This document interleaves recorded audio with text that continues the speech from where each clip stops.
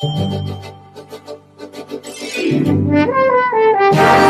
on our program, Jones and Company. Once again, we're speaking with Mr. Wayne Neely about the impact and legacy of some of the hurricanes throughout our country. Mr. Neely has announced and mentioned that he is unveiling a new book next week on the hurricanes of 1933. Yes. You know, Mr. Neely, we've talked about so far how since 2019 we have been fortunate not to see a major hurricane in the Bahamas that has had an impact, you know, even close to that of Hurricane Dorian. There was a book that I read some time ago that had, you know, different interesting stories about weather patterns, not only in the Bahamas, but in this area, of course, that we refer to as the Bermuda Triangle. Yes. And there are all sorts of stories that talk about, you know, weird weather-associated patterns. There's one story that includes the Bahamas, and it's about a key. I can't remember the name of the key exactly. There's a lighthouse there, and there were a few residents on the island that used to keep the lighthouse. And following one of these devastating hurricanes that affected the key, you know, the people on the island completely disappeared. Houses left in absolute ruin. And I'm sorry I can't remember the name of the key so far, but it features prominently in, you know, a lot of what we talk about in terms of the impact of these hurricanes on folklore, right? And when we talk about, you know, I guess how it has affected culturally the folklore in our country, how we communicate these stories, not only in a scientific way, but in a way that resonates with people culturally. What do you think? Yeah, well, there's folklore. There's a lot of folklore stories about hurricane activity in the Bahamas, and if you research, you'll find several notable stories about hurricane activity. For example, a lot of persons in my hometown of South Andres, they believe that there was a hurricane bird that came just before the onset of a hurricane, Right. and they would try and catch the bird. It pretend to be it's just disabled, and as soon as you get near it, it flies away. And they knew that there was a major hurricane. They called them there was a major hurricane coming, and a lot of them said that if you catch it, sometimes it had a ring on it, and the ring was a lucky ring. If you got that ring, that was. But I heard all kind of stories growing up and writing those 16 books on hurricanes. You heard all kind of stories about hurricane activity throughout the Bahamas. I've traveled from Anagua in the south to Grand Mama in the north. I've heard all of the stories. Right. But there's no truth to them most of the times. Right. Dorian is remembered, as I said, as the strongest hurricane to ever hit the Bahamas. And at the time, you're talking about a lot of different factors which combined to make it as catastrophic as it happened to be. Yes. What factors contributed to Dorian being as catastrophic as it was? Well, I think, number one, its strength and its massive size. You know, when Dorian came to the Bahamas, most people knew it was going to be a major storm, but because we have been so lucky and so fortunate with hurricanes in the past, they never thought that Dorian would produce any fatalities, because with 2016 you had Matthew, which devastated New Providence, and in that case you had the police having to go out and rescue 500 to 600 persons. And had they not done that, I think we would have fatalities in Matthew, but you didn't have fatalities. And the last hurricane you had fatalities was the major hurricane was Hurricane Andrew of 1990, where you had four persons dying. That wasn't a lot. But with Dorian, so everyone assumed that Dorian would pass with little fanfare. So most people underestimated Dorian, and that, I think, the detriment to their impact. It was detrimental to them in terms of their total fatalities, because a lot of them underestimated. And for example, during Dorian, the member of Parliament and the former Minister of Foreign Affairs, Darren Henfield, went out and warned those persons, said, look, move. They said the storm is going to impact your area in a significant way. Move or you die. Most of them stayed, and you see what the results was. In Grand Mama, you had fatalities. Ended up impacting Cabinet Minister, President, member, leader of the opposition, Honorable Michael Pinda, was caught in a hurricane in Freeport, Grand Bahama. Right. that caught him by surprise, caught him and his family by surprise. Right. Is water rose 15 feet in his house. Right. So that tells you even the minister, cabinet minister who got the warnings was still impacted by Dorian. So, and a lot of persons underestimate Dorian. They didn't prepare for Dorian because they thought that Dorian would pass like every other hurricane, and unfortunately it didn't.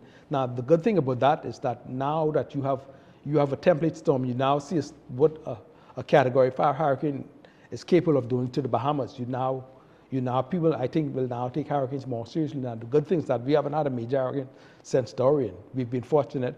We haven't had a major hurricane since Dorian, but with Dorian showed us what a major storm could do to a country. Right. And not only that, Mr. Neely, during Hurricane Dorian, one of those factors I think that contributed to how catastrophic and devastating the impact of the storm was when the storm stalled over Grand Bahama and Abaco. Yes, it stalled over Grand Bahama and Abaco. Could you explain why hurricanes do that from time Well, to time? first of all, what happens is that whenever hurricanes strengthen for some strange reason, which we don't know the full effects now, a lot of students that I assist, they now dealing with hurricane intensification. Right. And what happened is the Hurricane Dorian slowed down, and it started to develop a double eye wall. And when the double eye wall, the inner eye wall collapsed and the outer eye wall strengthened, and you had a stronger storm, it slowed down. Whenever it goes to rapid intensification, the hurricane slows its forward motion, and in some ways the central eye wall or the main eye wall collapses, and an outer eye wall forms, and it gives you a stronger storm, which is what happened with Dorian. So and the stirring currents for Dorian was also very weak. And the term we call it eye wall replacement cycle. It's going through the eye wall replacement cycle. We find that with most rapidly intensifying storms, and with Dorian intensified, the stirring current was very weak, so you had a weak system. It not just happened in Dorian, it happened in every other major hurricane as well. You have in the 1929 hurricane, you had it stalled for 3 days. It stalled over the Bahamas for Nassau and Andros for 3 days. So you had rapid, intense, great devastation. And so during that time, while the hurricane was stalled, it stalled for 2 days over Grand Bahama and Abaco. While it stalled, the strong winds were still there, wreaking havoc on Grand Bahama and Abaco.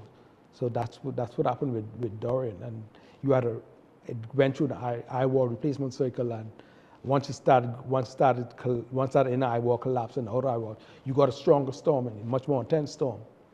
Right. You know, it actually reminds me, you wrote a book on the impact of Hurricane Dorian too. Yes, I did. And talking about, the lessons, I guess, that should have been, we're talking about the most devastating hurricane on record. So when you think about the lessons perhaps that meteorologists, the general public, policymakers should have learned from the most devastating hurricane on record, do you believe that we have, acted on enough of those lessons that we should have learned during that time? Yeah, I think yes, and in a way, yes. Like I said, Dorian was a template storm. In other words, Dorian waked up the Bahamas to what a Category 5 hurricane is capable of doing, what a devastating hurricane was doing. And after Dorian, I think it was one hurricane that was threatened in Bahamas in 2019 and 2 years later.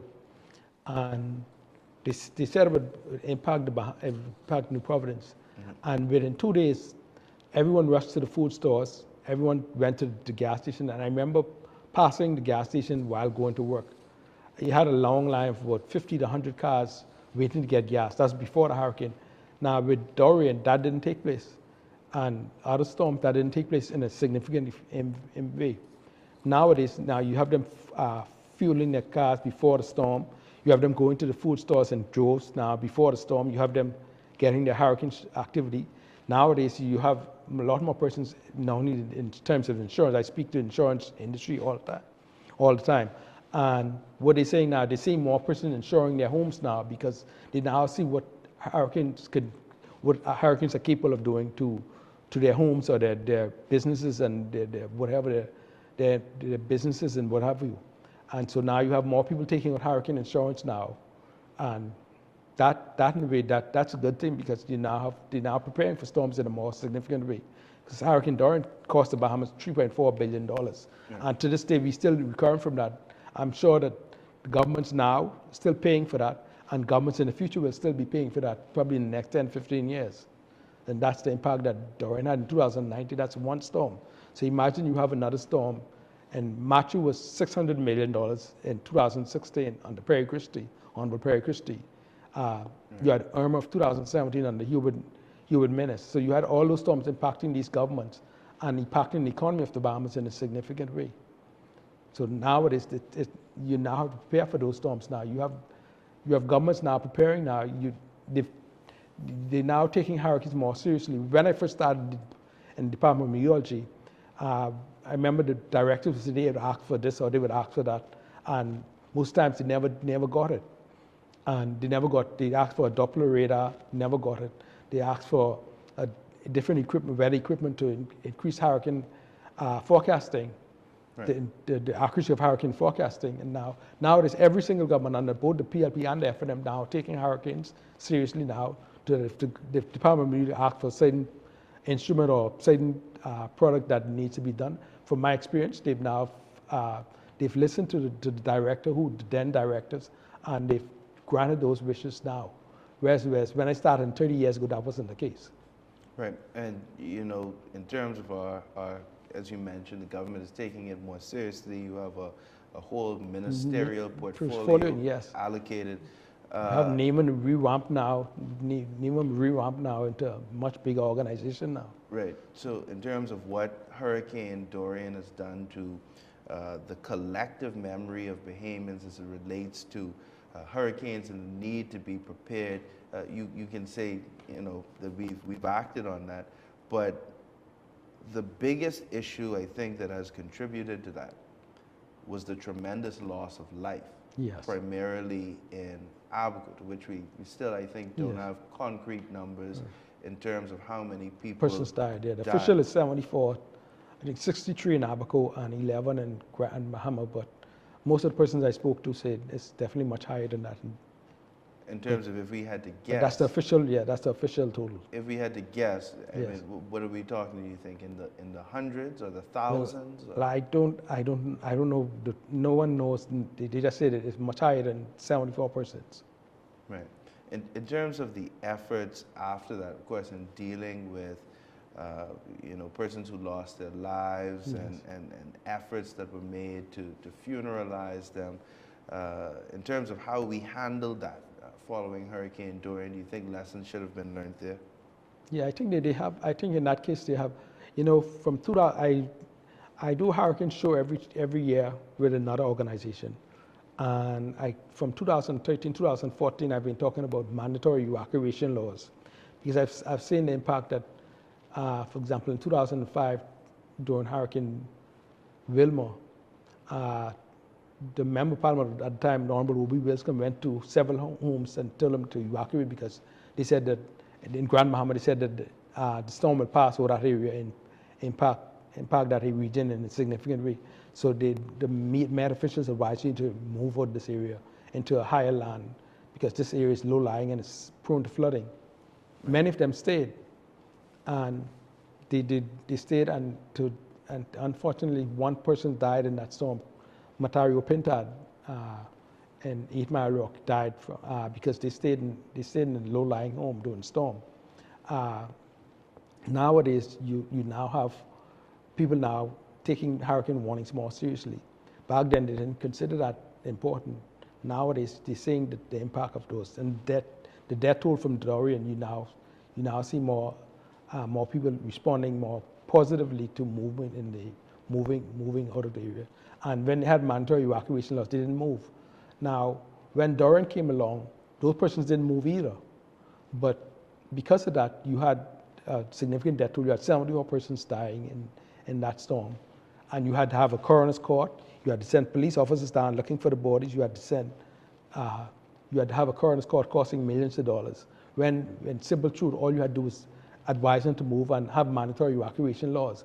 And every prime minister said they were going to implement mandatory evacuation. Honorable Hubert Ingham said it after Hurricane Floyd. Honorable Perry Christie said after Hurricane Matthew he's going to implement mandatory evacuation laws. Honorable Hubert Minnis talked about it in Irma during Parliament. All of them talked about it in Parliament. They're going to implement mandatory evacuation laws. And well, they now implemented it under Honorable Philip Brave Davis. They implemented that because of the experience that they had with past storms. And they now realize that, and I've been saying that from 2013 before we had Dorian. Nowadays they now implemented that, so now the government can force you to move if you're in a low-lying area now, which is good. So they force you to move now out of a low-lying area. That in effect, that could cause less fatalities in the storm in itself, because you're no longer in danger from the impact of that storm. Right. And you know, in terms of, you've already talked about the importance of ensuring property against the storms. You've talked about now this push for mandatory evacuations. Do you believe that this has come perhaps under the leadership, at this time, under the administration of Mr. Davis? I mean, I guess not only following Hurricane Dorian and the impact of it, because you mentioned the fact that Dr. Minnis spoke about mandatory evacuations as well, but didn't necessarily implement those. But does it have anything to do, you believe, with the argument that the Prime Minister has made globally about climate change? And when it comes to that argument and how it probably connects Bahamians with the opportunity for resilience funding globally in terms of dealing with these catastrophic storms, do you think it is the right message, an ideal message for especially the leader of a country like the Bahamas to make? Yeah, I think so. I think in terms of climate change, I think the reason why they're having mandatory evacuation, not because, I think my mother always tell me, experience is the greatest teacher. They've experienced the impact of those storms they've seen. In Hurricane Matthew of 2016, during the Hurricane Matthew, during the peak of the storm, persons were calling from in South Beach area. We advised them to move out of that area. Most of the residents stayed in that area. We advised them to move, and during the peak of the storm, many of the houses were engulfed in water up to Belcourse level. And so the Commissioner of Police, the then Commissioner of Police, who was Ellison Grangeslade, and the former Commissioner, the late Leon Bettel, they decided to do something, I would call it crazy. I don't think they'll do it now, but they did something crazy. They sent police officers out in backhoes and dump trucks to rescue those persons. They rescued about 500 to 600 persons in that storm. Had they not rescued them, I think we would have had fatalities in Matthew of 2016.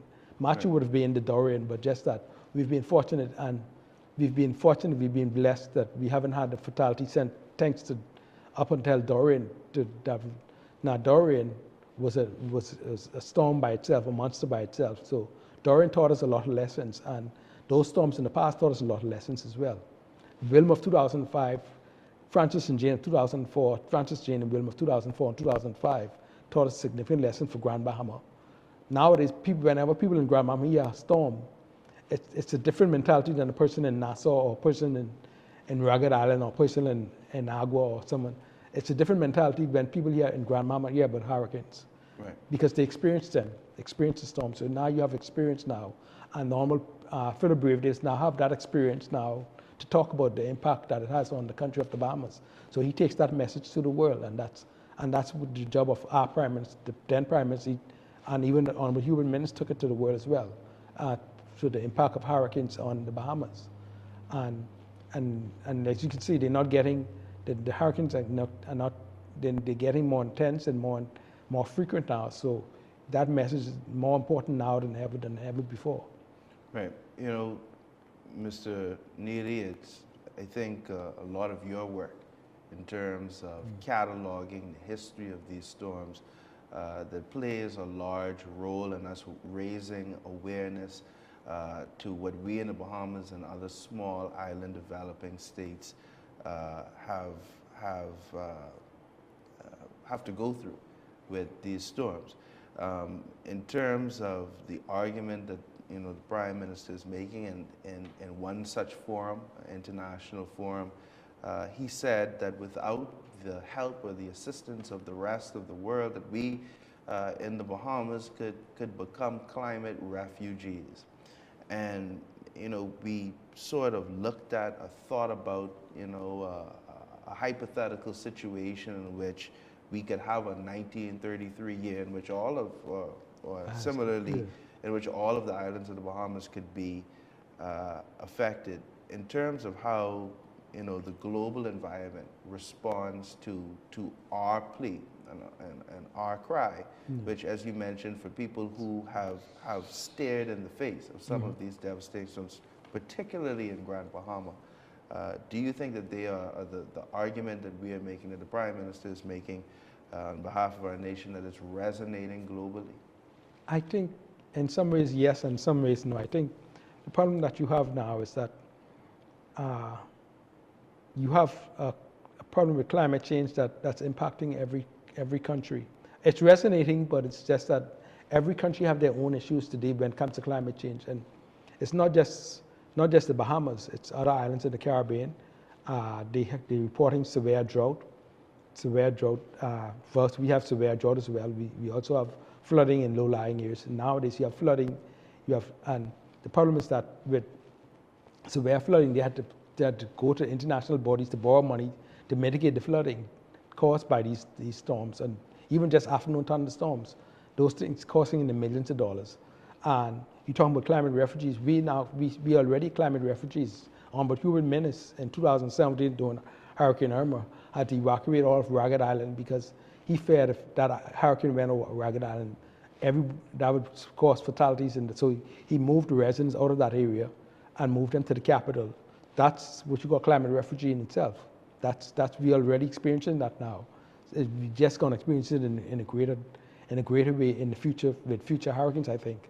As we've been talking about flooding and water, being, I think, a bigger issue than people think it is, especially when we talk about, water that collects and, erosion of topsoil, and from an agricultural point of view. You have to build more seawalls. You have to mitigate damages, build more hurricane shelters.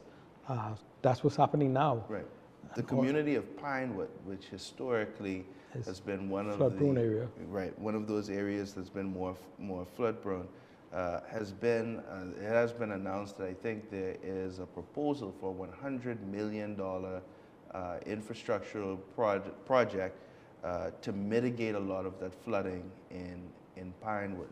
In terms of looking at nationally or even island-wide in terms of New Providence, other areas, is it feasible? Is it sensible? Is it almost like the planned obsolescence of windshield wipers to believe that we can inject $100 million into an area like Pinewood and expect the flooding to just stop?